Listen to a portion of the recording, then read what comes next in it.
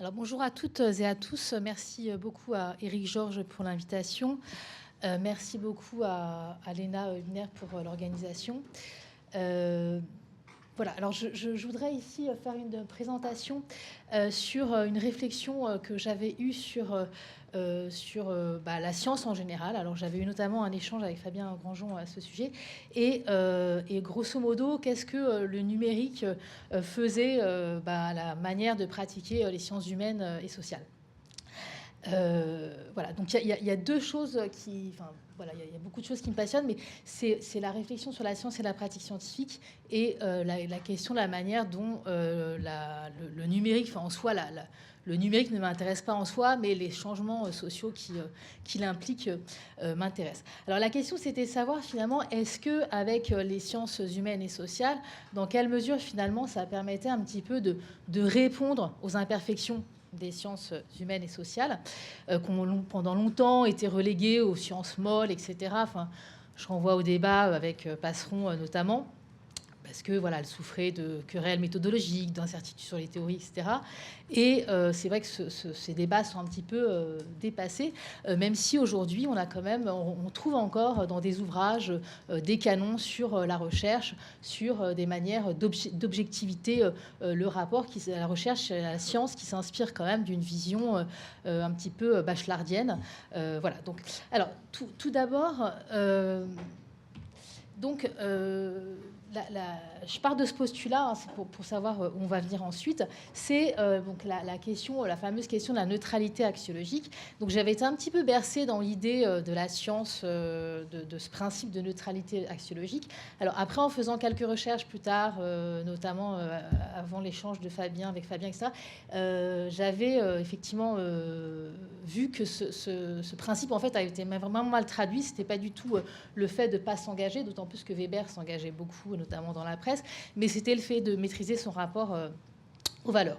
Voilà. Alors, en tout cas, il m'a fallu un certain parcours pour voir que la science était empreinte de subjectivité, parce que de toute façon, le chercheur était engagé dans le monde social dans lequel il vit, et qu'il faut que cette subjectivité fasse partie du dispositif de recherche. Donc voilà, pour moi, je m'inscris un peu dans cette posture de Corcuff, où il y a des impuretés, et ces impuretés, elles font partie de la recherche. Ce qui était important aussi, c'est la réflexion que j'avais menée sur le rapport au terrain de recherche. Et ça, je pense qu'il ne suffit pas de lire la théorie, il faut aussi être sur le terrain pour le comprendre. C'est la question de l'engagement. C'est-à-dire que selon les canons, si on lit beaucoup d'ouvrages et méthodologiques sur le principe du rapport, de la distance qu'il faut avoir en tant que chercheur sur son terrain de recherche. Et en fait, à force d'expérience, je me suis rendu compte que non, il fallait mieux effectivement être dans l'engagement. Et je pense notamment aux travaux de Jeanne Favret-Saada. Alors, je ne sais pas si vous avez lu je ne me rappelle plus du titre, Les mots, la mort, le corps. Voilà. Et donc, Jeanne Favret-Saada, quand elle fait son terrain, en fait, elle raconte comment il fallait qu'elle soit prise. Et finalement, comment il fallait. Donc, elle a étudié la sorcellerie dans le bocage normand. Et en fait, elle dit que son enquête, elle a marché. Alors, elle a marché et après, elle a plus ou moins échoué, mais que parce qu'elle était prise elle-même dans l'essor. C'est-à-dire que c'est à partir du moment où elle était prise que les paysans ont accepté de se livrer à elle, etc. Donc, et elle montre qu'après, elle a dû être désorcelée, voilà, parce qu'elle a dû reprendre une distance pour après passer à l'analyse. Donc là, il y a cette certaine distance. Voilà, tout ça pour dire que les affects, il faut pas les rejeter, il ne faut pas s'en débarrasser, mais les affects font partie du dispositif et il faut les interroger et en prendre acte pour avancer. Alors, la question du numérique dans tout ça. Quand il y a eu l'émergence des humanités numériques, alors ce que je trouvais assez fascinant, c'était un petit peu ce qu'on voyait, c'était d'un seul coup comme si les humanités numériques allaient introduire de l'objectivité là où finalement il y avait plein de subjectivité dans les sciences sociales.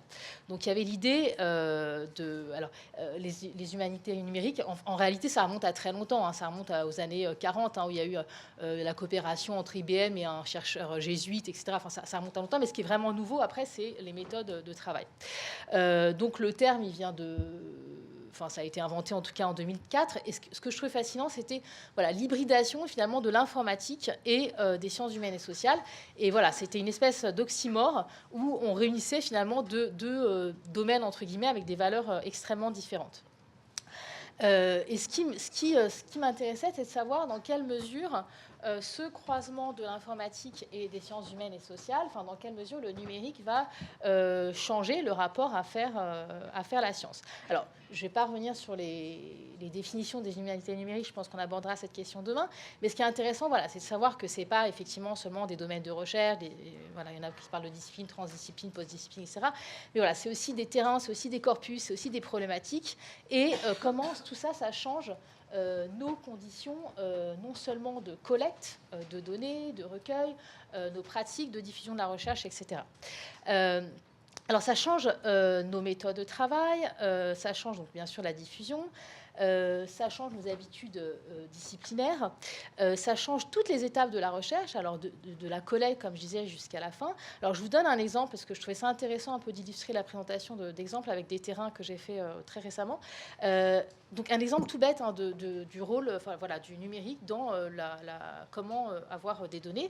Donc j'ai un terrain en Arabie Saoudite, à Riyad, et donc il fallait que je rencontre des femmes. Et donc bien qu'on soit paradoxalement dans une société où les bornes de l'intimité se redéfinissent, en général, on a pris l'habitude en tant que chercheur de contacter les enquêtés par mail. Alors à l'époque, il n'y avait pas le mail, c'était peut-être le téléphone, enfin je n'étais pas de cette époque, mais en tout cas, voilà, c'était, on va dire, les usages qu'on a pris. Toujours est-il que je contacte donc les personnes par mail, et alors là, catastrophe, je n'avais aucune réponse, donc j'étais absolument désespérée. Ça me coûtait beaucoup d'énergie et rien. Et après, je comprends au niveau des usages que le mail, c'est assez peu utilisé, voire même pas dans certains cas au niveau professionnel, et que WhatsApp est extrêmement utilisé. Donc là, je fais une tentative en envoyant des messages WhatsApp, et d'un seul coup, tout a changé du jour au lendemain. C'est-à-dire que là, j'ai eu des réponses, quasiment toutes mes sollicitations. Alors parfois des réponses négatives, mais en tout cas, j'avais une réaction. Voilà, donc c'est intéressant en tout cas de voir dans le processus, on pourra en reparler, mais comment ça joue sur le processus. Après, comment le numérique offre de nouveaux terrains, de nouveaux corpus. Alors, la question, c'est le piège, c'est-à-dire qu'on est face à une abondance de données, donc la question, c'est souvent comment les circonscrire, pardon. Est-ce que ça ne conduit pas parfois à certains ratés? Alors, je vous donne un autre exemple dans le cadre d'une recherche qu'on a faite sur les usages du numérique dans le cadre d'un deuil. Donc, c'était un projet ANR. Et là, j'étais en charge responsable d'une enquête sur, donc, notamment les usages du numérique par rapport à un deuil. Et on a analysé un site web, alors qui n'existe plus, qui a été absorbé par un autre, qui s'appelait Paradis Blanc. Et on a voulu, je trouvais que c'était très intéressant de combiner donc les entretiens, les entrevues, qui étaient très très longues, avec les traces numériques sur les mémoriaux qu'avaient créés donc les défunts, les endeuillés que nous avions rencontrés. Et en fait, on a essayé d'utiliser Iramutech. Alors certes, Iramutech, il faut quand même des sacrées compétences quand même assez élevées, mais toujours est-il qu'il y a eu un vrai raté. C'est-à-dire que j'ai pas du tout réussi à analyser. Voilà, c'est typiquement. Donc on a un outil, mais alors il y a certains problèmes d'usage, mais après il y a d'autres problèmes qui se posent. Donc là, je soulève des questions qui demandent approfondissement. Alors, de nouveaux corpus, de nouvelles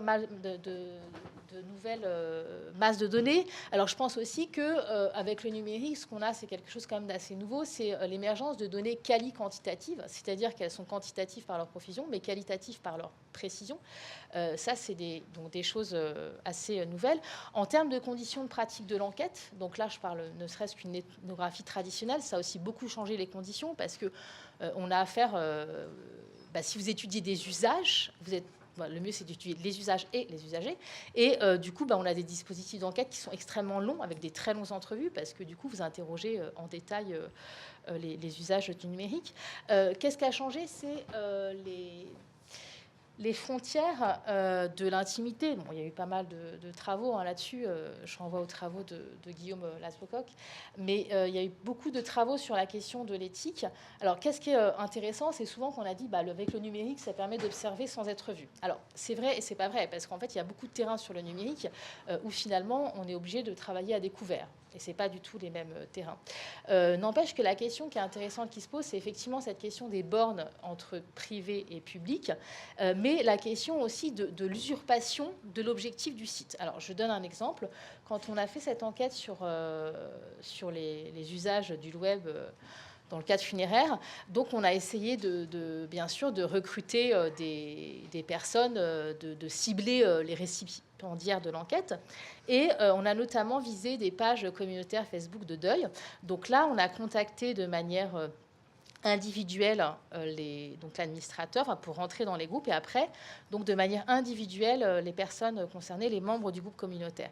Alors, deux choses intéressantes, c'est que, en fait, on avait discuté en privé, mais après, ça s'est transformé en conversation publique semi-publique, on va dire, parce que sur le site communautaire.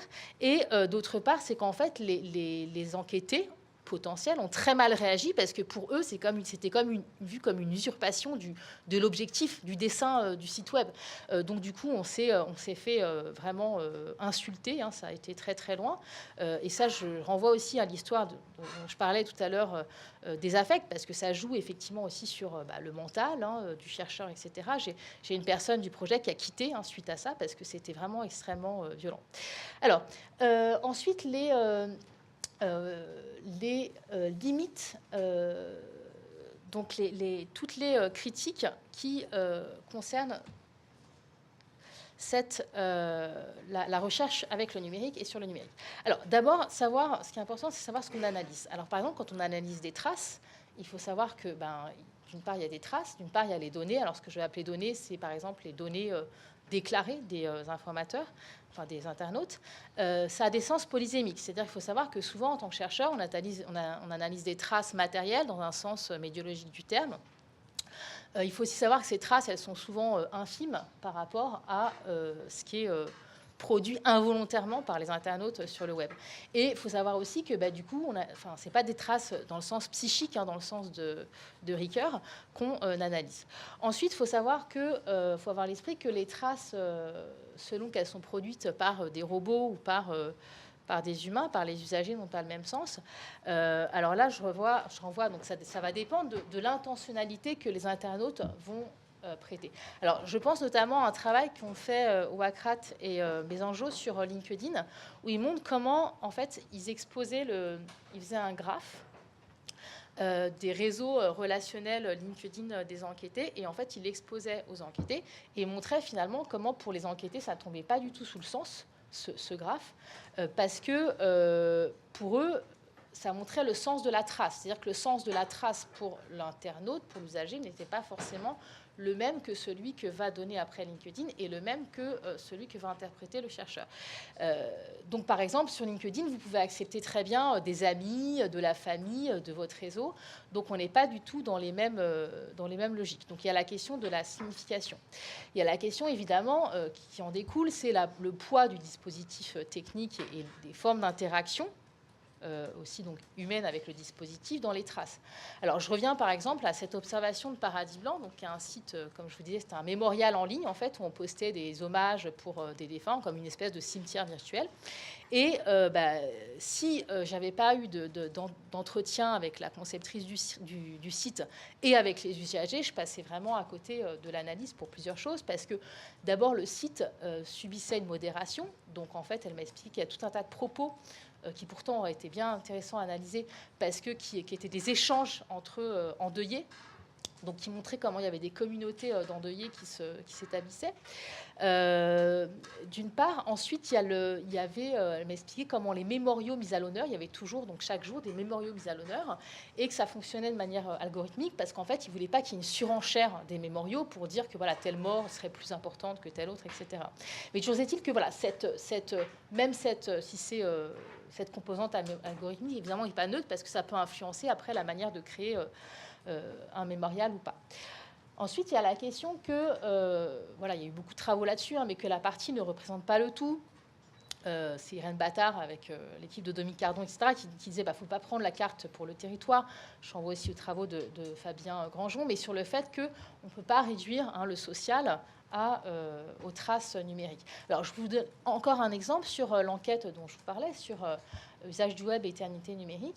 Alors, l'enquête statistique, elle montrait que vous aviez 62% des enquêtés endeuillés, ça veut dire qu'ils avaient déjà connu un deuil, qui déclaraient avoir consulté une plateforme numérique dans le cadre d'un deuil. Alors, ça paraît beaucoup, et en fait, c'est très faible à la fois, parce que plateforme numérique, ça intégrait des choses très larges. C'est-à-dire, ça pouvait être très bien un service funéraire pour se renseigner, pour avoir un service. Ça pouvait être très bien un site d'hommage. Ça pouvait être aussi la page Facebook d'un défunt qui était toujours active. Donc, c'était extrêmement large. Donc, quand on voit cette largesse, on se dit, finalement, c'est extrêmement peu.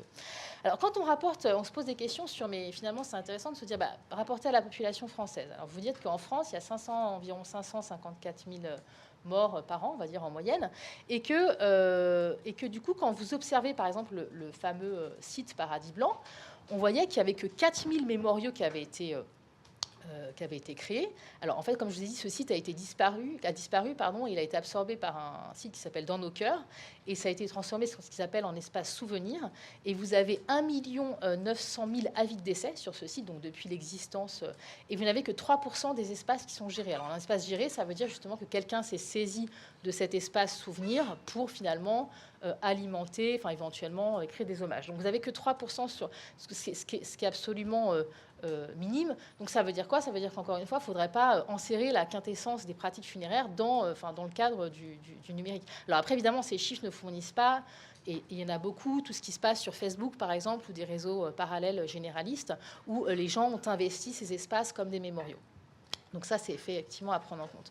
Alors il y a aussi le fait qu'il faut bien comprendre que l'absence de traces médiologique, matériel, fait aussi sens, parce que pour reprendre ce site Paradis Blanc, vous aviez, donc on a observé plus des 4000 mémoriaux, et en fait, sur la majorité des mémoriaux, en fait, il n'y en a que très peu, il y en a 3,5% qui avaient plus de 50 hommages, donc autant dire très très peu.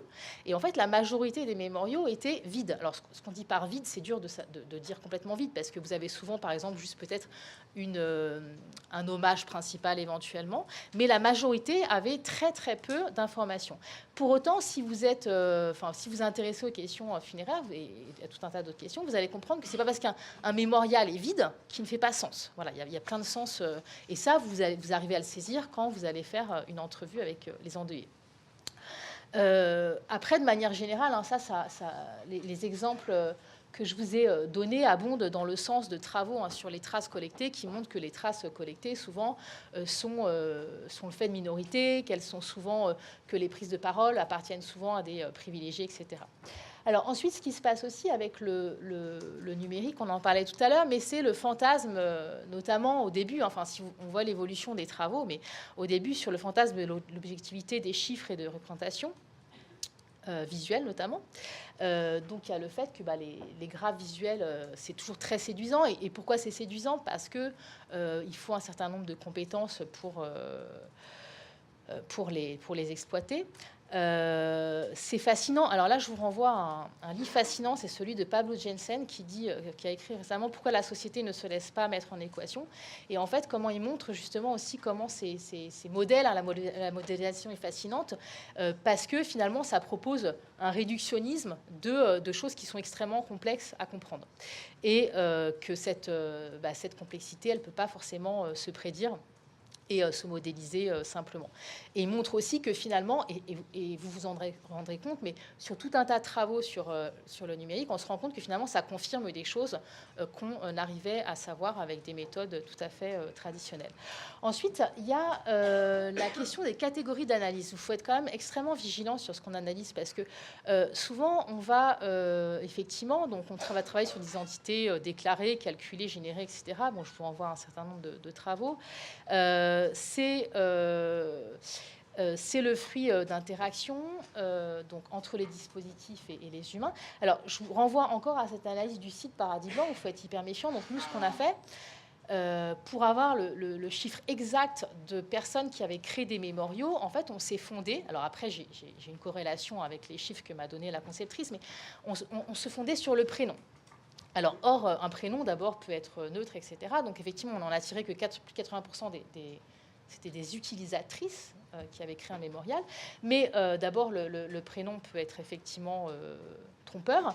Et, OK. Et souvent aussi, le problème, donc ça, une autre chose, c'est la question de la binarité. C'est-à-dire dans beaucoup de sites, ça va être binaire, le sexe, ça va être femme ou homme, et quand vous êtes, on va dire, vous vous sentez ni homme ni femme, vous ne pouvez pas rentrer dans ces catégories. Donc, ce qui fait qu'en termes d'identité de genre, c'est impossible à analyser, donc il faut savoir sur quelle catégorie vous vous fondez. Alors après, je passe sur la question voilà, des données impures. Je voudrais juste renvoyer aussi au travail de Cathy O'Neil qui a montré comment les algorithmes étaient vraiment, finalement, nuisibles. Et encore une fois, elle, en plus, c'est une data scientist, mais elle montre comment les mathématiques, pareil, sont extrêmement fascinantes, mais sont extrêmement, finalement, nuisibles dans l'utilisation qu'on en fait, et comment les algorithmes sont devenus une espèce de phrénologie. La phrénologie, c'est une science qui établissait une corrélation entre les traits de caractère, personnalité et la forme, en gros, du crâne, du cerveau. Voilà, donc je conclurai sur... Je m'excuse d'avoir dépassé le temps. Sur le fait que l'ethnographie en ligne et l'ethnographie hors ligne, souvent, c'est un petit peu dangereux parce que parfois on a tendance à faire une hiérarchie de valeurs entre les terrains. Et je voudrais qu'on lutte contre cette hiérarchie de valeurs parce qu'il y a beaucoup de canons finalement de la recherche qu'on retrouve dans les deux types de méthodes. Et il faut aussi avoir à l'esprit que quoi qu'on fasse, il y a toujours un contexte de production des données, qu'on soit en terrain, en ethnographie classique, ou qu'on soit en ethnographie en ligne. Donc les chercheurs ont souvent tendance à oublier que même quand on fait une ethnographie, le dispositif reste construit. Je voudrais donc finir sur... voilà, sur ce que dit Pablo Schensen, notamment dans son ouvrage, que la société ne se laisse pas mettre en équation, qu'on ne peut pas analyser des SHS comme on analyse de la physique, et que pourquoi il y a autant d'impuretés, etc., on le voit parce que, et les contextes aussi sont variables, parce que ne serait-ce pourquoi le numérique, finalement, c'est un terrain qui donne lieu à des résultats extrêmement contrastés, c'est-à-dire que d'un côté... la captation des données va donner lieu à des travaux sur l'exploitation et la domination, et de l'autre, sur une possibilité de pouvoir sur soi et d'expression individuelle. Donc voilà, c'est porteur de tout un tas de tensions qui doivent à leur ambivalence. Voilà, merci beaucoup. Excusez-moi pour le...